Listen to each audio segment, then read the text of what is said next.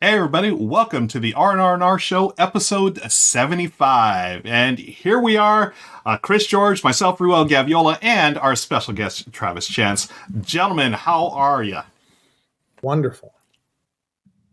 Chris? Fantastic. Okay. Ready to roll. How are you, Ruel? I'm fantastic. Honestly, I've had a rough week and a half or so, just feeling a little under the weather. And things are starting to pick up, but folks, if you haven't seen it, we have an extended edition of this show. And, Travis, we got to really know him. It was a really great interview. So be sure to click on the link below and you can find the extended edition of the show. We talked about a little bit about aging and how, the physical stuff isn't always there as you get older. And I've been feeling that big time for the last week and a half. And just the mortality. Just our own mortality ever creeping towards us. That's how we want to start this episode.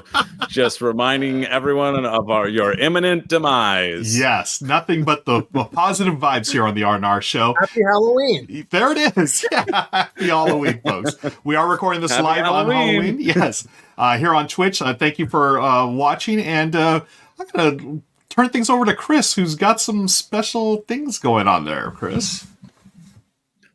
That's true, because we have a special sponsor for the episode. The episode being sponsored by Crafting Kingdoms. They've got a Kickstarter going on right now where you can get yourself one of these really, really slick, cool board game bags. You can see this all rolled up. Why? Because it's easily rolled up so that you can display your games at game night. As I peek my face around the corner, but it doesn't matter.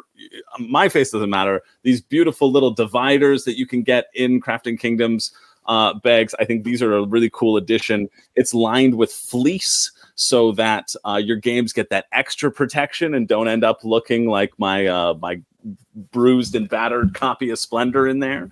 It also has these little these pockets on the side, which I think is fantastic. And it also enables you to, if I can find the zipper, here we go, to store even more games along to your game night. This was a little expansion that I was bringing over to try, and I'd forgotten to take it out of the board game bag.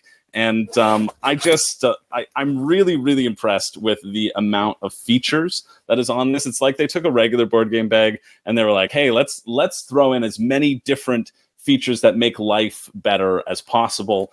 Even they have a spot where you can store your playmats as well. I always find, I'm not a huge playmat guy myself, but when I have playmats, I never want to bring them over when I'm traveling to a game night. And this, I feel like having this enables that to happen.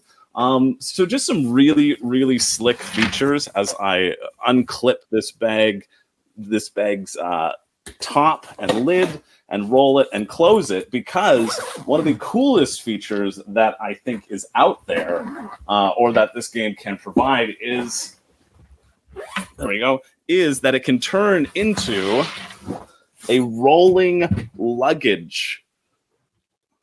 That's right. They also give you this little rolling luggage part where you can take the back of the backpack.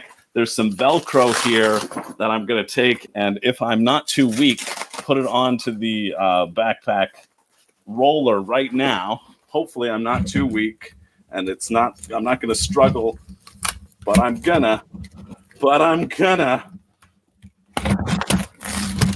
Boom.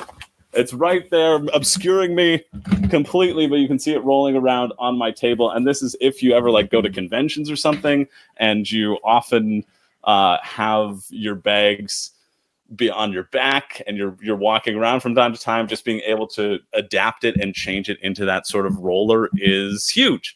So a lot of incredible features here. They also have playmats with LED lighting strips on them. You can check out their campaign in the show notes down below. Thank you to Crafting Kingdoms, of course, for sponsoring this episode of the top miniature games of all time that I'm excited to get into, especially because we have Travis. Travis, for those of you who don't know and who didn't end up watching the pre-show, why don't you talk a little bit about where you are currently and why this is a great list for you to be on?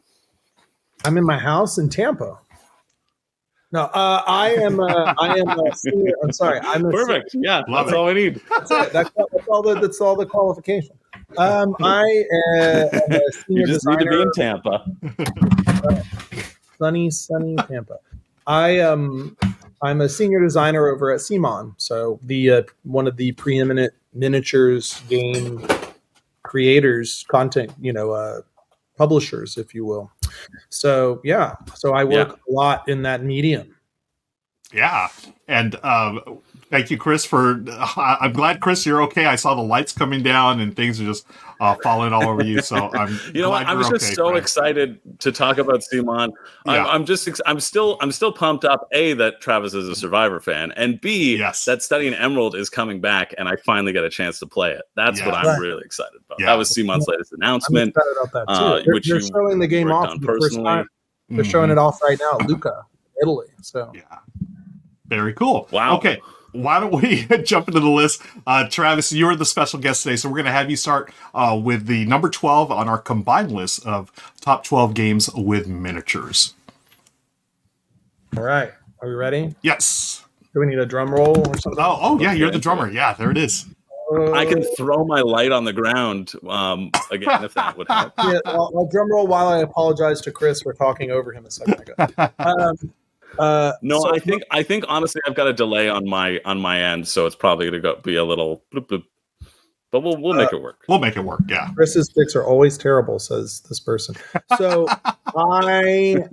so mine is, and honestly, this is tough because I had to kind of prioritize them, and I'm prioritizing them by how often I play it. So mine is War of the Ring. Nice. The epic Lord of the Rings themed 2-player game, which I have the big sexy collector's edition version of because that was a responsible way to spend money. That is mine. I have you guys played this game? No, I have not, and it's on my list of games I must play ASAP. I have never. And we're watching a fellow Rahdo contributor Shay doing on his channel RTFM. He did a How to Play War of the Ring in 28 minutes, and I know that when I finally play it, this is the guy I'm going to watch because he's the one that basically taught me how to play Twilight Imperium, which turned out to be my favorite game of all time. And so I'm going to watch Shay's video here. But I know it's a 2-player game, and it's set in the world of the Lord of the Rings and whatnot. I would love to play. Is there anything in particular, Travis, that you love about this game? If there's like one, I don't know, whether it's mechanism or if you're just a fan of the theme, something that grabs you. I mean, I think this game is a work of art, and the fact that it's an older game, this is an interesting game from a design perspective, in so much that it's a very expensive and kind of hard to teach 2-player game, right? It really is just a 2-player game. You can play some other variants or whatever, but it's a 2-player game. It's so thematic, and the outcomes of the game. One, it's neat to go into that world and the Tolkien world and be able to play through those stories and see different outcomes, to kind of impose your own interpretation of historical events and whatnot through the gameplay. This game is so specific in its rules, like overly specific, like cumbersomely specific, but it is worth every second of it. Like, if you can sit down and you can learn the meta language of this game, it is so rewarding and fun and investing. And it's just, my God, it's such a cool game. And the fact that it's only a 2-player game, it really zeroes in on that confrontational element of these types of games. So because you're just staring across the table at this other person that you're inevitably going to hate because they're killing your stuff off.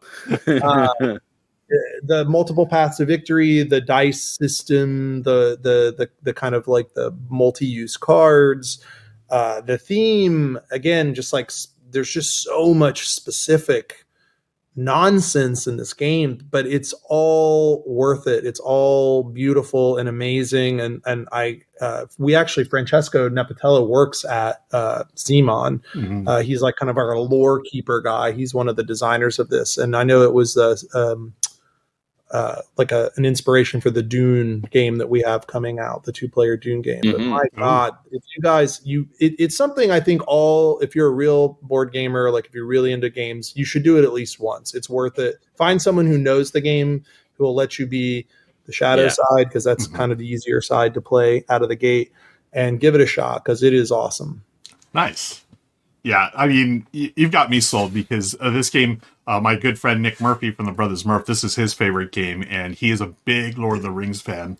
And it's interesting, Travis, he basically said two of the same things you talked about. One being a work of art, and two, just something where you can deep dive into the lore and really get into it. And he loved the thematic elements of it. So I'm looking forward to giving this a shot one time. And we've got Shay's video that'll teach it to me in 28 minutes. So I use that as a reference, and I'm not even kidding. Oh, really? Yeah. Nice. Yeah. My buddy, Chris, who works with me, is a big fan of the game, and he taught it to me. I loved it so much that last year my present to myself was to get the collector's edition and then the collector's expansions, which don't go down that rabbit hole because there's not very many of those smaller expansions, and they get more and more expensive as you go. But it's such a thing to behold. Like, it's such a cool labor of love, the production of this. So. Nice. Awesome. Okay. Yeah. Chris, we've got number 11 to you, my friend. All right, I'm very excited to talk about my number 11. How I picked my list was I wanted to think about games where not just they had a lot of minis, but like the fact that there are minis, it kind of elevates the experience for me. That's how I like to think about purchasing miniature games. I don't want a miniature game where all the minis could be replaced by tokens and feel the same. I want something where like the presence on the table kind of really lifts it to the next degree. And in this one, it's a dungeon crawler. This I backed on a whim. I didn't do my research before backing as much as I normally do, but I thought, it looks like Diablo, the board game. It's a CMON game, and it's Massive Darkness 2. Yeah. Yes. I love this game. This made my personal top 10 games of all time. I've just been obsessed with this game since getting it. And what I think is so fun about the miniature presence on the board is that very similar to kind of like Zombicide, you're going to have a lot of minis, but they all kind of move clumped together as a group. And I'm in fact going to be going over to my friend's house, who I get to paint most of my stuff because I'm a horrible painter. But we're going to paint the mobs together, and we're going to do like different washes for the mobs. And I think that's important because you want to, every time you hit a mob, like one of their members dies, but they all sort of move around in clumps. And so having that presence on the board of these like giant mobs swarming towards you and you hacking off different bits of the mobs. And if you're playing as the Tinkerer, getting to like change your mini out when you put on your exoskeleton suit, it just lifts the game, right? I wouldn't enjoy this game as much without the plastic. And I find for a lot of games, I can enjoy it to that sort of same amount. But for this one, it just really elevates the experience. I love this game. The classes are all so fun to play. If you're looking for a dungeon crawler, I cannot recommend this one enough. This is, it's in my top. It's just like it's a blast to play. It's always fun doing these sort of one-shot scenarios. Leveling up your characters over those one-shots and feeling the asymmetry of those characters is great. Yeah. Massive Darkness 2 for sure. I knew I had to put on the list, and I'm very excited that it's on here. Nice. And choice. I'm happy to put CMON titles on the list, Travis, because you make great stuff. Agreed. It's a great game. Yeah. It's a good representation of the company ethos of just making these games that you can sit down and play, and there's lots of like high impact fun. Yeah. I mean, it's fun. I think the in-game leveling system in that is so smart and easy. Just it's great. Yeah. Well, nice choice, Chris. Very nice. Let's move on to our number 10, which is going to be my choice. You were just talking about dungeon crawls and minis, and there was a bunch of these that I was wondering which one should I put on my list. And my list may have another one or two of these, but the one I chose for the number 10, which is my number 3 overall, is Star Wars Imperial Assault. So anyone that knows me knows I love Star Wars, and this is very similar to Descent, the old school dungeon crawl game, but of course it's set in the Star Wars universe, and you have little missions you can do, and you'll have your characters, and some of them are original characters. Others you may run into some of your old favorites, Luke and Darth Vader and so forth. You'll have, Han Solo. The expansion has a bunch of stuff, and, you are traveling around trying to complete missions and fighting off the Empire. You are the rebel scum, as it is in the universe, and making it through the world. This is the first... I think this is probably the first miniatures game I got that I really wanted to paint the minis, right? I saw all kinds of videos on YouTube, and I forget the gentleman's name, but he does these miniatures. They look like they're straight from the movie. I'm like, oh my gosh. So I took a shot at that. Mine came nowhere close to that level. So I stuck with a really basic wash on my minis coming through here. But the gameplay is fun.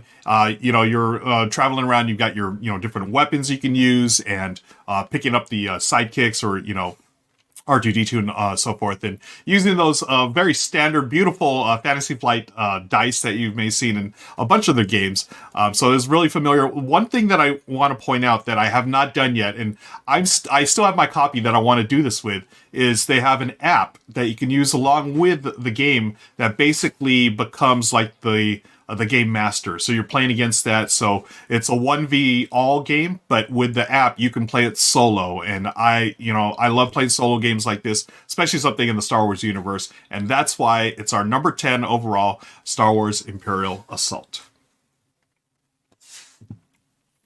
That's awesome. Yeah, there's been a lot of community around the solo community playing that game. Like, I know there's been a lot of input into the app and into making it accessible, making those different scenarios happen if you are a solo player. It makes sense that it's on your list. Yeah. Okay, I love this game. Okay, now we've got number 9, and it's going to be through the power of video. Richard, take it away. Hey guys, hey Travis, great to have you on the show at long last. And I gotta say, I'm not excited about any of your choices, but that's no surprise because miniature games are generally not my thing. But I do have a few to talk about today, and we're gonna do number 9, From the Roof of My RV. Jen and I are in Florence, Oregon right now. She's back there somewhere doing some window shopping and whatnot. I figured I'd get to work and let you know that number 9 on our combined list is Claustrophobia. Now, this game is freaking brilliant. 2 players only. One player is the heroes trying to plunder a dungeon. The other player is controlling all the monsters trying to take the heroes out. And for each player, it's a dice worker placement game. But the interesting thing is, each player has radically different style of play. I have no idea what is going on in that tree over there. I don't know if you can hear all the ravens or crows screeching. Anyway, though, sorry, what was I saying? Oh, they quieted down now. That was very distracting. So if you are the heroes, you have 4 heroes that you are controlling, and each round you roll 4 dice and you slot them into these little dice trays, and you've got to pick which hero gets which die because that specifies their stats for the round, what special powers they have access to, and it's a lot of fun. And every round it's a fun puzzle to figure out how best to use those dice with your heroes. And meanwhile, the monster player gets to roll dice and do a full-on dice worker placement game because the dungeon player has a board of all kinds of different actions that they can set up and do. Saving up for, spawning monsters, or saving up for like really big monsters or a big wave of monsters, making events happen. It's brilliant. It's one of the very, very few games Jen and I have ever enjoyed where we are really at each other's throats the entire time. And it's gotten a newer release a few years ago, like Claustrophobia 1643 or something like that. I don't really remember the specifics, but still, whatever version you can get, Claustrophobia, if you're looking for 2-player head-to-head dungeon crawls with brilliant Euro mechanisms and a ton of miniatures that come pre-painted too. That was so rare back in the day. There's a lot to recommend for number 9, Claustrophobia. Okay, I've never heard of Claustrophobia, but just based on Richard's description there, I would totally be into it. A 2-player dungeon crawl, I mean, sign me up, and especially with the pre-painted minis, I'm always down for that. But I was unaware of this game until he just mentioned it right now. Yeah, I've heard really good things about. It's good. Oh yeah, go for it. No, it's my delay interrupting. No, it's Yeah, not like we just talking at the same time. Yeah. I've heard really good things about 1643 for sure. I know quite a lot of people who talk super highly about that game. yeah, it's something that I think the ambiance looks really great. Adding the miniatures into that to give it that presence, it draws me in. Super excited about that pick. Yeah.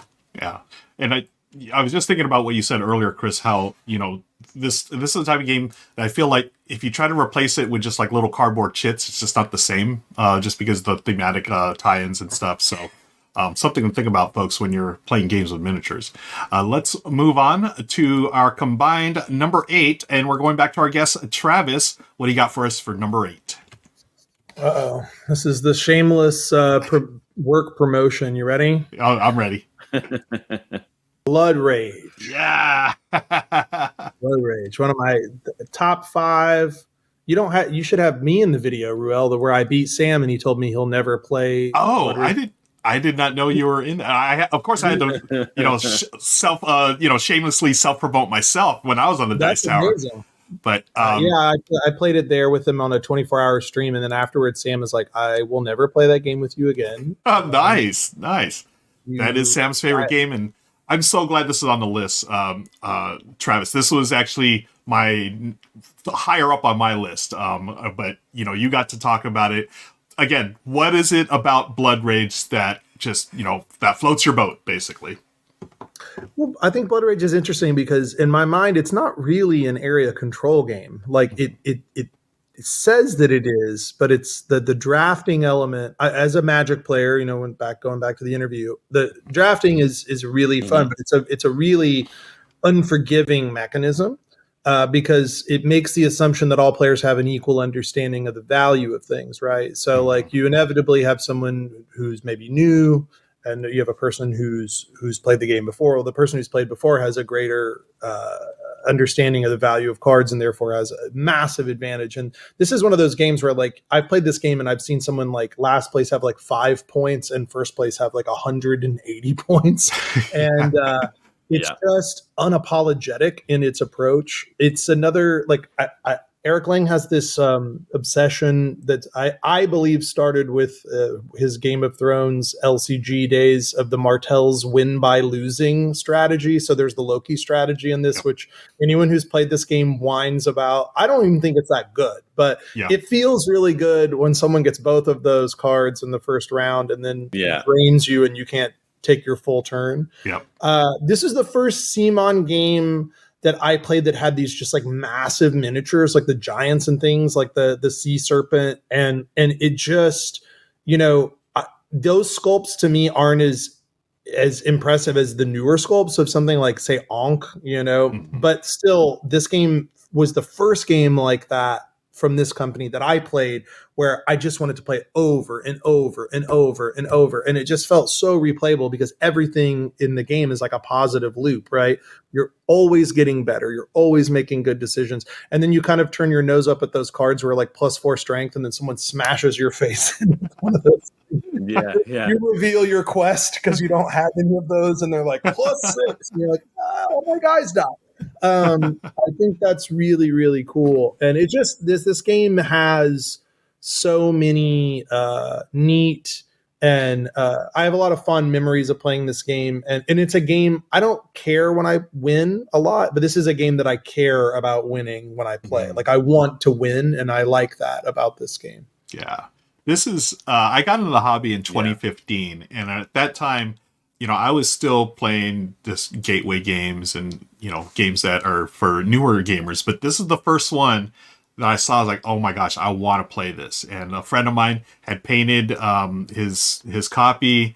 And the first time I played, I was like, this is the greatest game of all time. I love this game. And as Travis was saying, it just seems infinitely replayable because, you're leveling up your characters through the draft and your tribes and everything. They evolve during the game. And I love that about the gameplay. And I had such a great time with the Dice Tower crew. I did not beat Sam. It's his favorite game, but I was very happy that I was at least in the running in contention. But yeah, it's such a brilliant game, and it's a masterpiece in my book. Chris, any thoughts on Blood Rage? Yeah, I mean, I also love Blood Rage. It made, I think, my personal top 20. Like, I love Eric Lang a ton. Yes. And I know that Blood Rage is considered by probably the vast majority of people to be the favorite out of that trilogy. Right. And there's a reason. It's because that drafting is so slick. I also love the sculpts in that, although it could just be that my buddy Zach painted them to like perfection.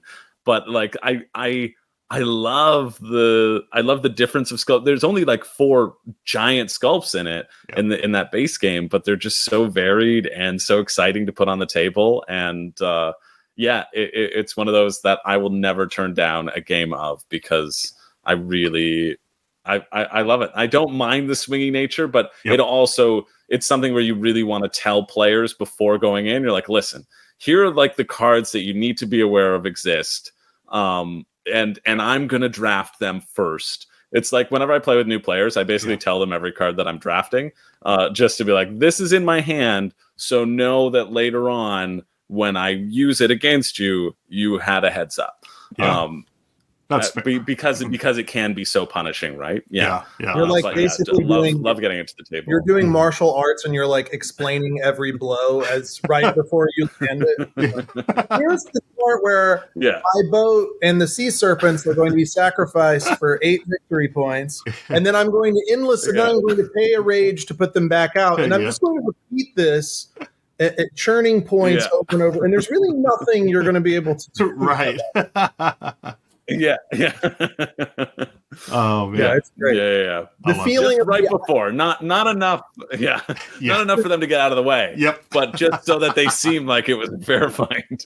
I think this is a game too. Like when you get one of the additional miniatures outside of your clan, like it feels good, like you feel special, and you're like even, and it's almost funny how they get bigger as you go into later. Right. Like you get the troll in the first stage, and you're like, he's pretty gross and pretty big, and then the fire giant comes out in the next one. You're like, oh my god.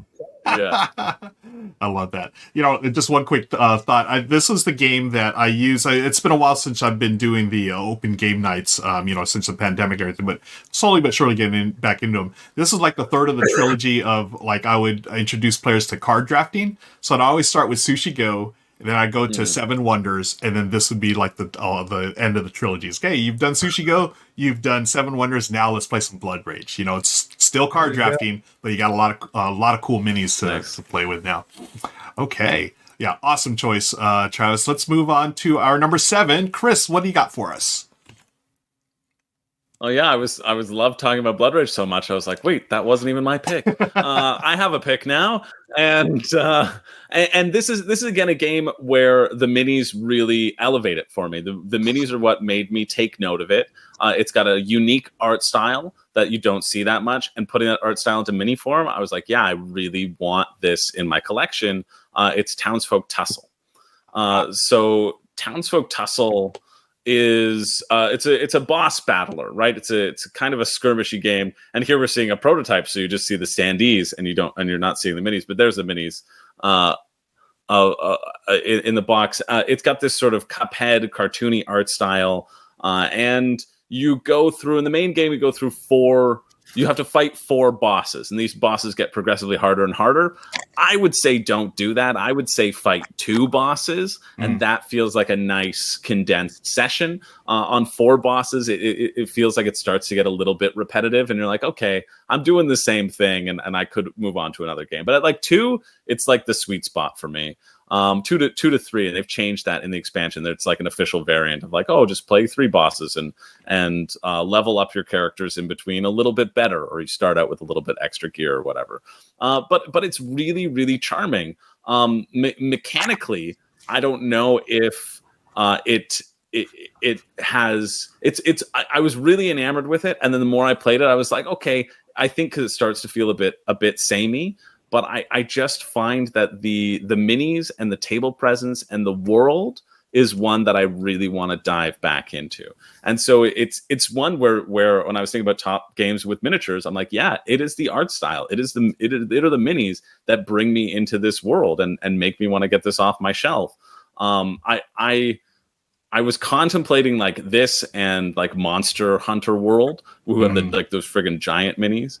But I opted with this because of like the uniqueness of. They're both boss battlers, right, and have kind of a similar flow and feel.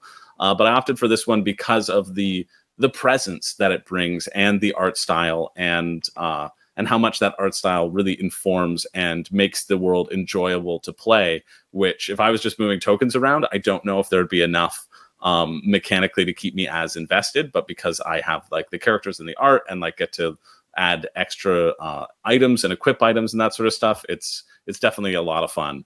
And so that's our collective number 7, Townsfolk Tussle.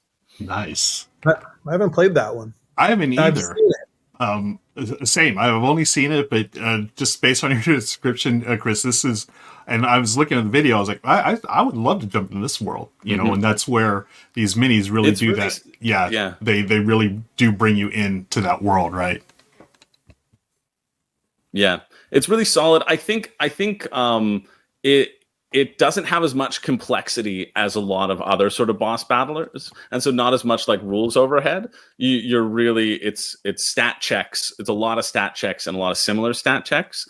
And so if that's a positive and a negative to some people, right? It's positive in terms of lower rules overhead and just getting the game going. It's a negative if you like your crunchy tactical moves and then the monsters adjust. And this one, it's all about figuring out the puzzle of interacting with the terrain and using the terrain to deal the bouts of damage that your piddly little weapons cannot do. Because you don't use the terrain effectively, like the bosses, they'll just stomp you. But if you do figure out how to use the terrain to your advantage, then you can come out on top. It's really interesting, this art style that's like Vagrant Song and that Cuphead style. It's interesting that so many games are leaning into that. It's cool. I mean, when I remember seeing Vagrant Song at what was it, PAX Unplugged last year, and I stopped and I kept stopping at the booth because I was like, this looks so neat. And it's a similar style in terms of aesthetic. So I'd love to see more games use that style of art. I think it'd be neat. Okay. I love Vagrant Song's art as well. Like but they have acrylic standees, right? As their like up level. They didn't go the mini route, and I thought it was neat too that they both are kind of similar in terms of boss battler style, but Townsfolk Tussle was like, no, we're going to go with minis. And I like seeing them. There's something about the 3D nature of what should be a 2D character. That's a very fun juxtaposition. Absolutely. Cool. Great choice for number 7. Let's move on to our number 6. This is my choice for the list. This, I'm going to say, was the greatest deal I've ever gotten on a board game, period. Nothing even comes close. And it's our collective number 6. It's a game called Mechs versus Minions.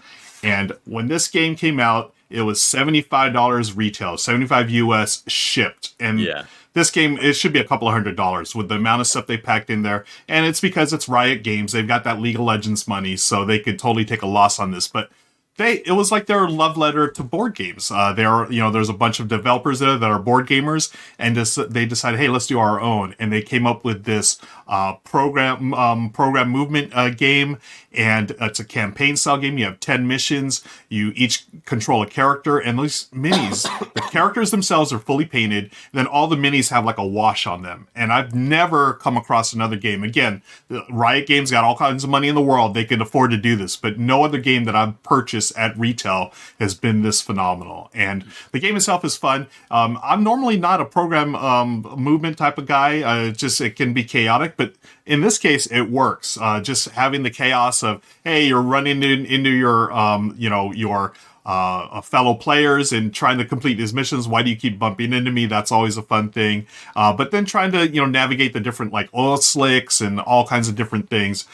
I think it's a great game, and it's totally replayable. I mean, it is set up like a legacy style game, but you can totally go back and do missions over. But they also have a very cool thing online where people had created their own missions, and they also came up with a few as well. There are some secrets as well, which is really neat. The game's been out for years, but I still won't spoil them, but there are some secrets in the box that you will eventually get to.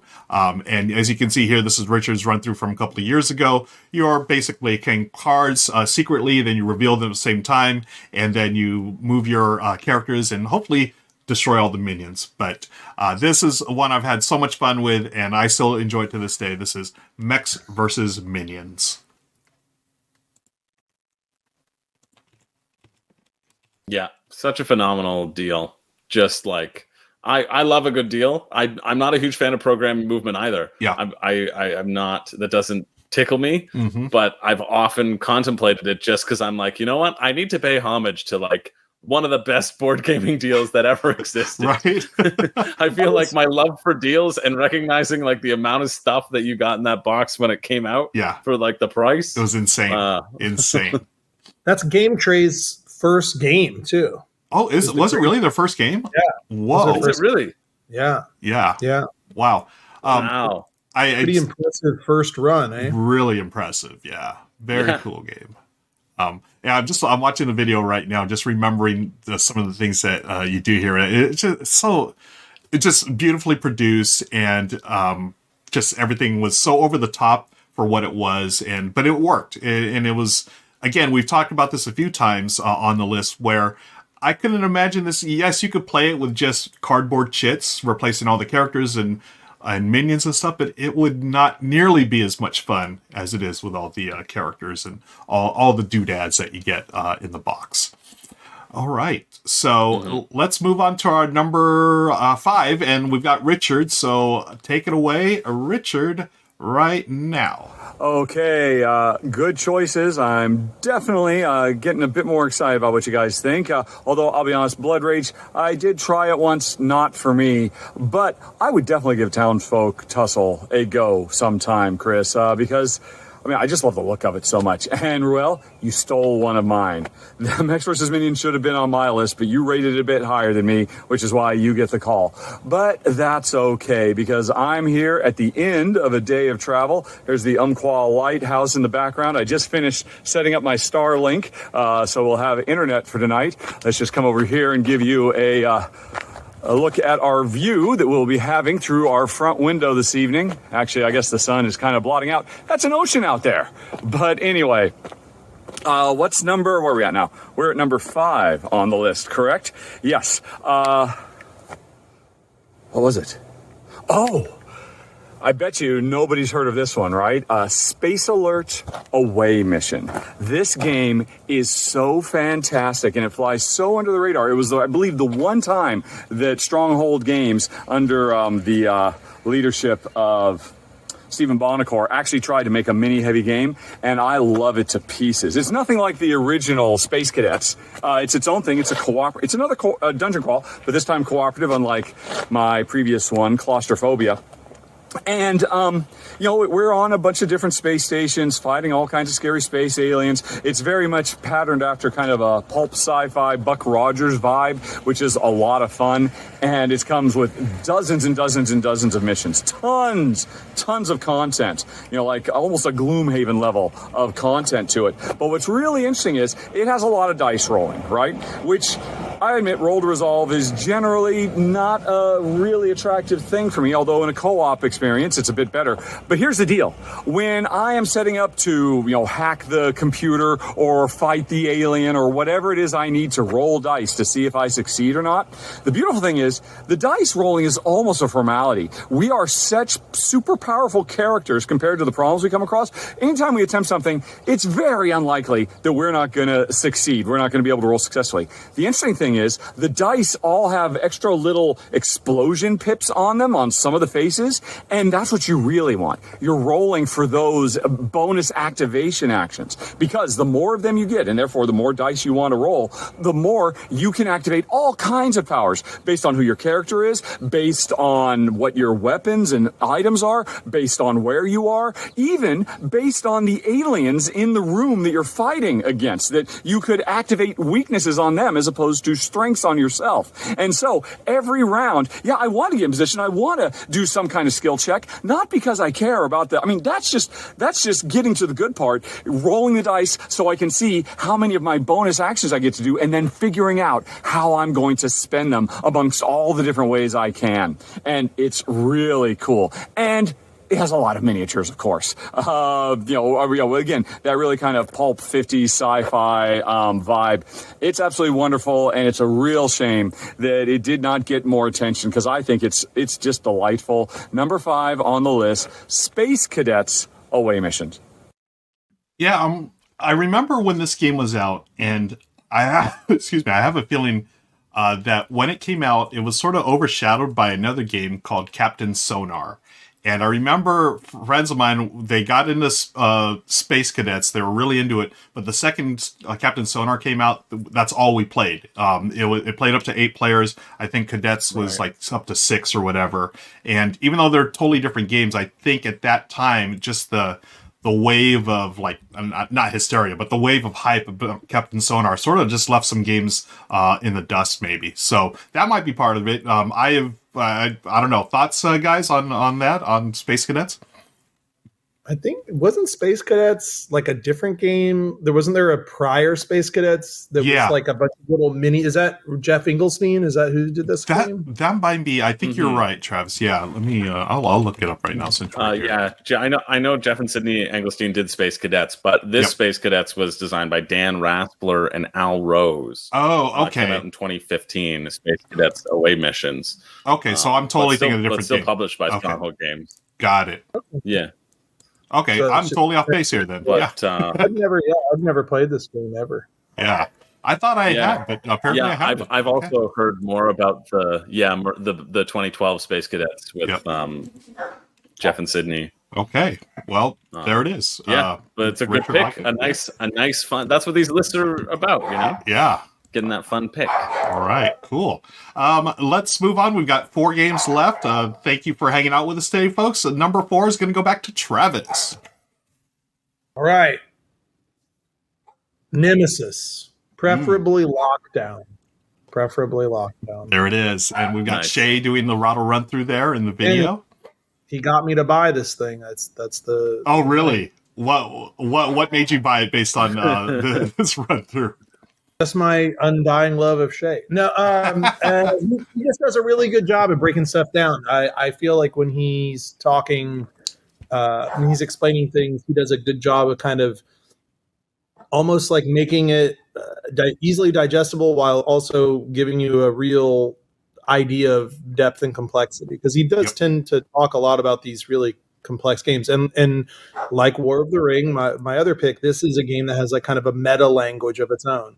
As a designer, I think this game is like a masterpiece. Like, this should not work. It is just like, you know, if you woke up and just every bad thing could happen to you, and like somehow that someone was filming you and that became like an incredible TV show or something. Like, it's just like, oh, what did you do? Oh, I went to work today, and then 9 rooms caught on fire, and then, you know, someone was trying to kill me. I went through an air duct. I got my leg ripped off, and my guts were hanging. I've played games of this that like they're so cinematic, and this game it's just so much bad stuff happens, and yet there's this weird understanding with the players that that's a part of the game.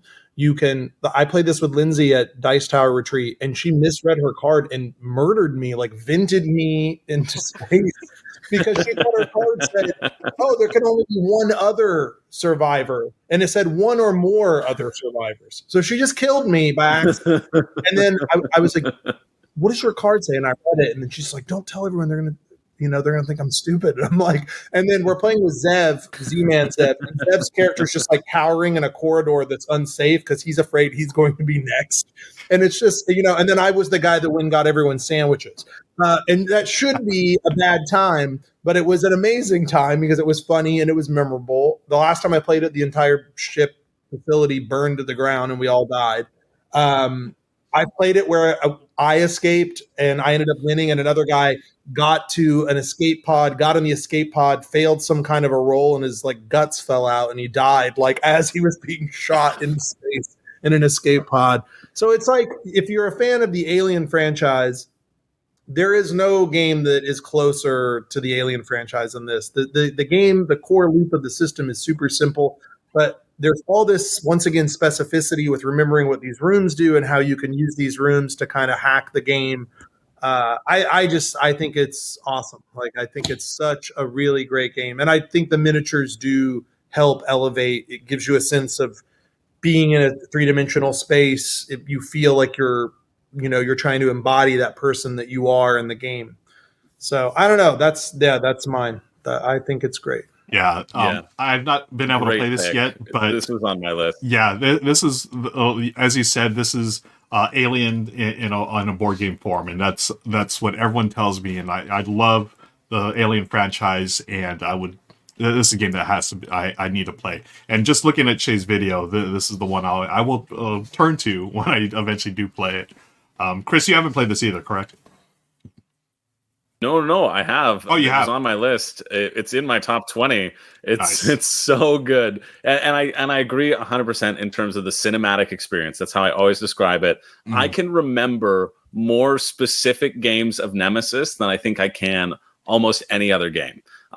Maybe not the game that I'm about to talk about, but other than that, it like specifics, like really specifics about it, like one time where my buddy just again made a beeline for that escape pod and took out and was like laughing at all of us as he like set every room on fire as he went out. It's just like where you make an unlikely alliance and then where I ran back in to try to drag somebody out and then got covered in slime and all the aliens attacked me. It's so memorable. It's so memorable. The storytelling that emerges from this game is so good. And why it also is on my list is because when the first time I played it, my buddy Zach had backed it on Kickstarter.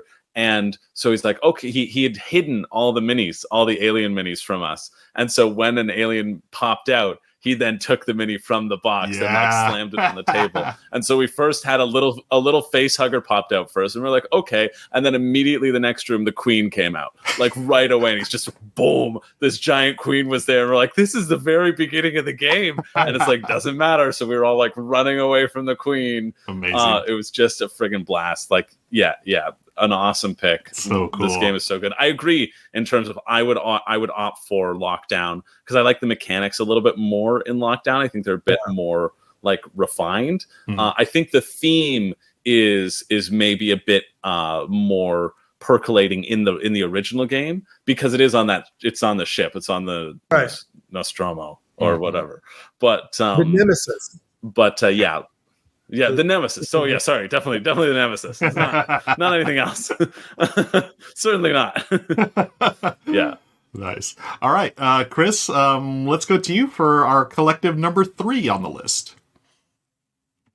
So our collective number 3, this to people who know me should come as no surprise. It's got minis in it, and it's my number 1 game of all time, and it's also another CMON title. I don't mind putting CMON on here because they're the friggin' bomb, and that is my personal favorite of Eric Lang's trilogy, Rising Sun. I love this game. I love this game. I can remember so many games of this game because, and this is what I think Eric Lang does really, really well, is creating that like above the table interaction, like creating a framework in which it forces you to interact and like really interact and talk with the people who you're playing against. There's no multiplayer solitaire happening here. It's like, hey, are we going to go for this battle? Can we split up? Can we make like a sub deal? We're in an alliance, yes, but are you going to do the thing that's not beneficial for me? There's so much game that can happen here. And one thing actually that I think people get thrown and they don't understand the game sometimes has to do with the minis and how cool the minis are, because the sculpts of the monsters are really, really cool. Because one of the biggest complaints about this game is that your monster can be taken hostage, and people are upset when they spend 3 to 4 coins on a monster and then somebody takes them hostage and they don't get to be in a battle with that monster. And I say, yeah, sorry, that's a core element of the game, is taking people hostage. You have to be prepared for that. It's like knowing something could happen, like Loki could steal your points. Your monster could go away if you don't have the power to defend it. And I think that makes people a bit sore because of how fun the monsters are. And people are like, I just want to play with the monsters. Yeah. And they don't realize that like all avenues are balanced, and it isn't just whoever buys the coolest monster wins. But I just think the the monsters and like the minis elevate that presence so much. The little strongholds that came with like the Kickstarter exclusives, I wish they came in the base game, because they provide that table presence and that like surveying the provinces to see who's going to be spawning people where. I think that's one where I wish that was like in everything, because I think it is so important and actually is really important to the gameplay. And this is my first game from CMON that I can remember where they used different colored plastic for the factions. Mm-hmm. And I thought that was so nice to people like myself who aren't that good at painting or struggle with a basic wash.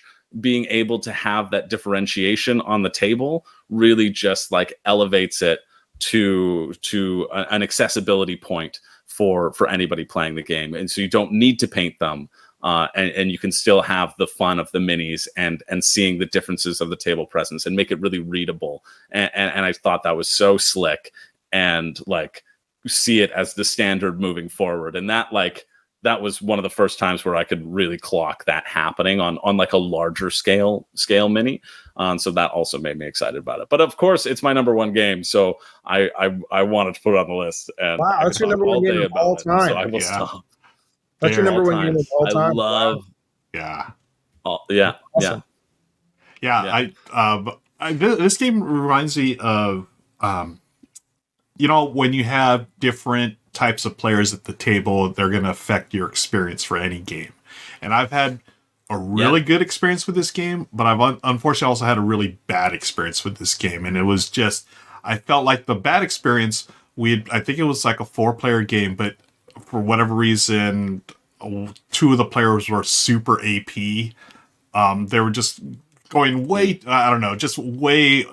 deep into this and worrying about every single alliance and whatnot, and it just dragged out the game. But thankfully, my last game of this that I played was a little bit more, everyone sort of knew what they were doing, but they weren't going to sweat every single alliance and worry about getting all the different monsters and stuff. So that one picked up, that one played a lot more briskly, so I did enjoy that. So I don't know, Chris, in your experience playing this game, have you had that as well, or have you always just had an awesome time playing this game? I've been in groups where I've had a less awesome time. Mm-hmm. It's still been awesome because I like what's happening. But yeah, I think it is, with games that have like a lot of above the table interaction and lots of like potential negotiation, there you need to have a group that wants to engage in that similar way. And sometimes if you get a player who's like too aggressive, it can kind of sour it. Generally, it's been pretty good. Even this summer, I played it with 3 people, 2 of which were like brand new to board games, like very, very brand new. It's like I introduced the games to them all summer, and we played this midway through that, and all 3 of them loved it. Though it took us 5 hours. And they were engaged the entire time, just like, because we were all ready to, like, I premised it. I was like, listen, this is probably going to take a long time, especially because you're all new. There's going to be lots of talking, but like, if you're in for the long haul, like, you'll have a good time. And they're like, we're all in. And so we had, they all had a great time. Awesome. Because of that, I think. But I agree. I agree that like, anything that can be very player dependent for sure. Yeah. Cool. Awesome. So that's our number 3. That was Rising Sun. Let's go to number 2. We've got 2 more games left, folks. I'll take the number 2 spot, our collective top 12 games with miniatures. And my number 2 is a game. It was a re-implementation of a long-running series, and it is Zombicide Black Plague. So I'd played the original Zombicide, and I love that theme. And I also love the one, I don't know if it was the original one or the second one or whatever, where they're in a shopping mall. Because I love the old George Romero movies, and I watched them all, Dawn of the Dead, Night of the Living Dead, etc., etc. And I love the theme of, hey, it's us, our little group that we've banded together, and we're going to get through this mission and just slaughter a bunch of zombies. But I remember the first time I played Zombicide, I didn't pick up on it as well as I wanted to. For whatever reason, the rules were a little bit messy from what I remember. And then, so I stayed away from Zombicide until Black Plague, and then I think the next one after this was Green Horde. And now I prefer the mall setting, but these take you back to, fantasy setting. But I felt like the rules and everything were a lot more streamlined, and they just seemed a lot more easy for me to pick up. And just like the other ones, you have missions to complete. And come on, it's all about slaughtering zombies, folks. And that's what this comes in. There's tons of that in this game. And another game that we've talked about all the time during this list, where those minis really bring you into the theme of the game. And as Travis had talked about earlier, just for me, this one is super, super cinematic. And, just thinking about all those great movies where, zombies are getting slaughtered. That's the first thing I think of. And it's like, yeah, we're doing it. We can get through it. And then having that inevitable moment, it's like, oh, we're not going to do it. We're dead. That always cracks me up because that's what happens in these movies. But every now and then you do get to taste the sweet, delicious taste of victory, which is fun. And in Black Plague, you have different, a bunch of different missions you can do. It's a classic, and for my money, probably the best of the series. That is our number 2, Zombicide Black Plague. Another fun one. Yeah. A classic. I love that one. 100%. Okay. I could talk for hours about Zombicide versus Massive Darkness 2, and I have. Yeah. But that's for a different time. Nice. Zombicide's a great pick because of that sort of like presence as well as the hordes move towards you. Yep. I think it kind of captures a similar thing. Totally. All right. One more game, folks. It's back to Richard. Let's hear what he's got for us. Okay, I was actually going to do the number 1 tomorrow morning on the road. I thought it'd be fun, but then Jen said, no, you got to do it here because the lighthouse just came on. You can't quite see, but you can see it's casting light and stuff onto the trees. And then, of course, the sun, she's a-going down. Oh, it's beautiful. Absolutely wonderful. And what better way to end with our wonderful countdown, number 1. Before I give it away, I'm sorry, those are 3 more I don't care about. Those 3 typify everything I generally don't care for with miniature games. But our number 1, oh my gosh, the greatest miniature heavy game of all time has to be Project Elite from Artipia Games. Man, this game is something special. A cooperative board game that truly captures the intensity of a high-velocity shooter video game and also the ambiance and dread and excitement of James Cameron's Aliens. This is so smart. Players are rolling dice as fast as they can, desperately trying to get the symbols they need to be able to move around, to fight the aliens, to activate, interact with the world and stuff like that.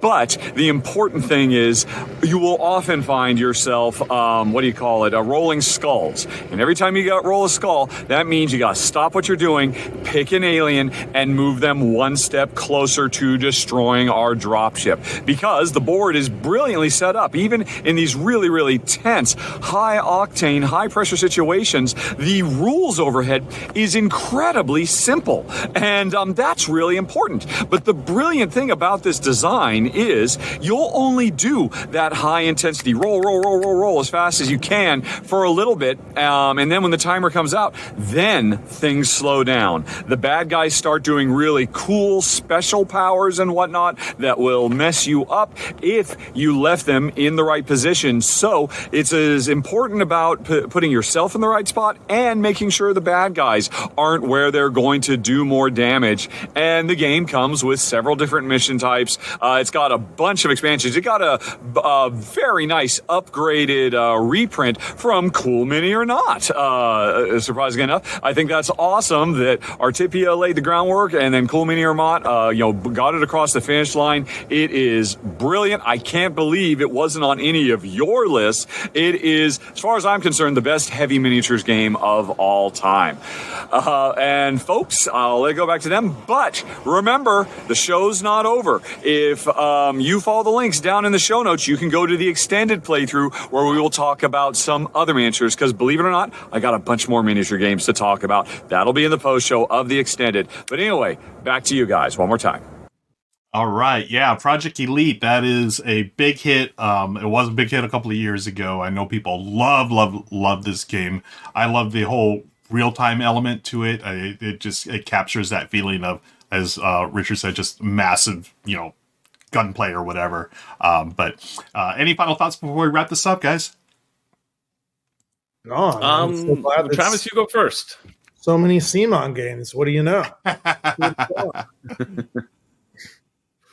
No, it's almost great. like they're pretty good at what they do. Right? Well, I think that was Andrew's intention when he asked me to come on here. Knowing that we are a forerunner of that stuff. But there's lots of, there's, the reality is a lot of these games could exist without miniatures, but the miniatures do really elevate the experience a lot of the time. Agreed. Especially if you're playing something that's like an experiential game. Something like, can you imagine playing Project Elite with tokens, having to like manipulate flat objects awkwardly, picking them up and moving them? It would be awful. It would be really awful. Absolutely. But no, it's honestly, I have a sense of pride that so many of the games that we made it onto you guys' lists. Thank you. And I appreciate that you let me bribe you into putting all of our games on the list. Look, we're off the air right now, right? They can't oops. yeah. It's perfect. Oops. But thank you, Travis, for joining us. I really appreciate you taking the time. And thank you again, Chris. And thank you all for watching. Be sure to click the show notes below for the extended edition.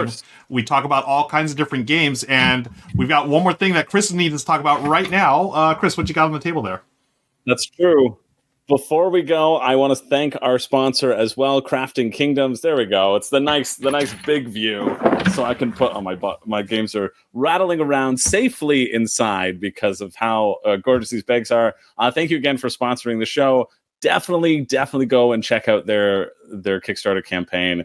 These bags are so well made. They add like such beautiful little details that I love so much. Like these little patches, you can get like a dice or a meeple, or I know when they sponsored the last episode, we were talking about maybe getting some Flamecraft designs on there.